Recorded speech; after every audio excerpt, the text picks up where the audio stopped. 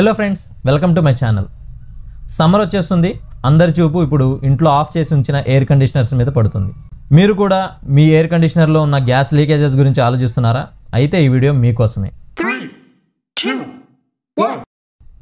చాలామంది కస్టమర్లకు ఉండే అనుమానం ఏంటంటే, ఎయిర్ కండిషనర్ కొని 5 ఏళ్ళు అయింది, 10 ఏళ్ళు అయింది, ఇప్పటి వరకు గ్యాస్ ఫిల్ చేయించలేదు, కాబట్టి ఒకసారి ఫిల్ చేయిస్తే బాగుంటుందేమో అని ఆలోచిస్తూ ఉంటారు. మరి కొంతమంది ఏమో సర్వీసింగ్ చేయించిన ప్రతిసారి గ్యాస్ ఎక్కించాలేమో అనుకుంటూ ఉంటారు. ఇంకొంతమంది మిడిల్ క్లాస్ ఫ్యామిలీస్ తరచుగా ఇల్లు మారుతూ ఉంటారు. ఇల్లు మారిన ప్రతిసారి గ్యాస్ ఎక్కించాలేమో అనుకుంటూ ఉంటారు. సో అలాంటి వారి కోసమే ఈ వీడియో. ఎన్నాళ్ళైనా కూడా మీ యూనిట్లో గ్యాస్ అలాగే ఉంటుంది, లీకేజ్ రానంత వరకు.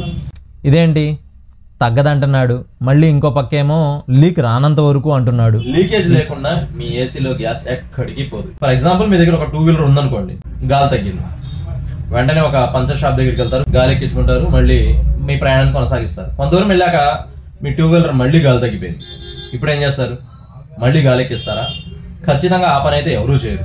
ఎందుకు అంటే ఆల్రెడీ ఒకసారి మనం గాలి ఎక్కించుకున్నాం, అది తగ్గిపోయింది అంటే ఎక్కడో లీక్ ఉన్నట్టే కదా, ఎక్కడో పంచర్ పడింది కాబట్టి గాలి పోతుంది.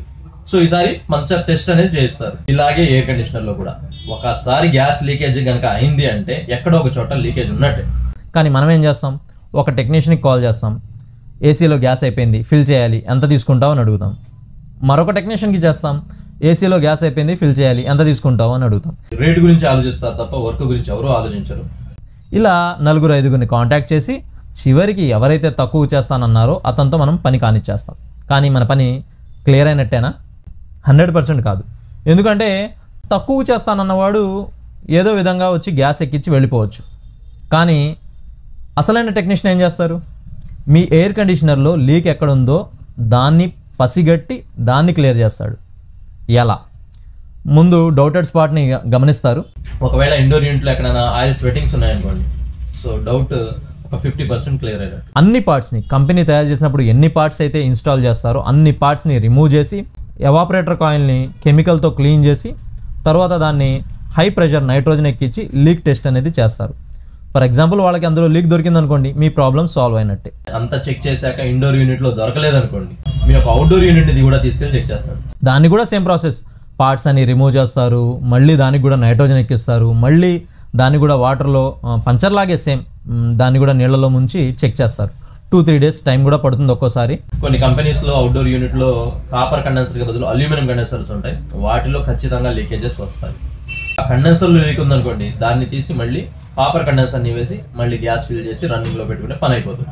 సో ఇక్కడ వర్క్ మారుతూ ఉంటుంది. ఇండోర్ యూనిట్లో లీక్ ఉంటే ఒక రకమైన పని ఉంటుంది, అవుట్డోర్ యూనిట్లో లీక్ ఉంటే ఒక రకమైన పని ఉంటుంది. ఒకవేళ ఈ రెండిట్లోనూ దొరకలేదు, పట్టు వదలని విక్రమార్కుల్లాగా అదే టెక్నీషియన్ మళ్ళీ మీ ఇంటికి వచ్చి మీ కాపర్ పైప్ లైన్ని కూడా టెస్ట్ చేస్తారు. ఎందుకంటే కాపర్ పైప్ లైన్లో కూడా లీకులు రావచ్చు, వచ్చే ఛాన్సెస్ కూడా ఉంటాయి. సో వాటిని కూడా టెస్ట్ చేస్తారు. ఇంత ప్రాసెస్ చేస్తున్న టెక్నీషియన్కి, అలా ఏమీ లేకుండా అప్పటికప్పుడు వచ్చి గ్యాస్ ఎక్కించిన టెక్నీషియన్కి మరి రేటు డిఫరెన్స్ ఉంటుంది కదండి.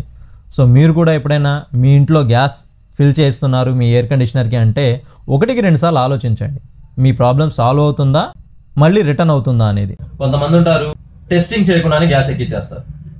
అది ఒక మైనర్ లీక్ అనుకోండి, చిన్న లీక్, ఒక మన వెంట్రుకంత లీక్ ఉంది. సో ఆ లీక్ మనకి వెంటనే బయటపడదు. గ్యాస్ ఎక్కించి వదిలేస్తే ఒక 3-4 మంత్స్ లేదా ఒక్కోసారి సీజన్ కూడా నడుస్తుంది. సీజన్ తర్వాత మళ్ళీ బయటపడుతుంది ఆ లీకేజ్. ప్రాబ్లం అనేది తెలియదు, నడిచింది కాబట్టి పర్ఫెక్ట్గానే పని జరిగింది అని అనుకుంటారు. సో మ్యాటర్ మీకు అర్థమైంది అనుకుంటాను. మీకు ఎప్పుడైనా ఎయిర్ కండిషనర్లో గ్యాస్ తగ్గితే ఖచ్చితంగా మీ బండిని గుర్తు చేసుకోండి. 2 వీలర్ బండి పంచర్ పడితే ఏ విధంగా చెక్ చేయించుకుంటారు, అదే విధంగా ఎయిర్ కండిషనర్ కూడా చెక్ చేయించుకోవాలి. సో వీడియో నేను చెప్పిన విధానం మీకు అర్థమైందని అనుకుంటున్నాను. అలాగే నెక్స్ట్ వీడియోస్లో వీటి గురించి ఇంకా డీటెయిల్డ్గా, అంటే ముందు జాగ్రత్తలు ఎలా తీసుకోవాలి, ఒక ఎయిర్ కండిషనర్లో లీకేజ్ రాకుండా మనం ఎలా జాగ్రత్త పడవచ్చు, లేదా ఎలా చెక్ చేస్తారు, టెక్నీషియన్ చేసే ప్రాసెస్ ఎలా ఉంటుంది, వీటి మీద కూడా నెక్స్ట్ వీడియో ఉంటుంది. మీరు కనుక మన ఛానల్లో కొత్తగా వచ్చినట్లయితే సబ్స్క్రైబ్ అయితే చేసుకోండి. అలాగే వీడియో నచ్చితే లైక్ చేయండి, షేర్ చేయండి.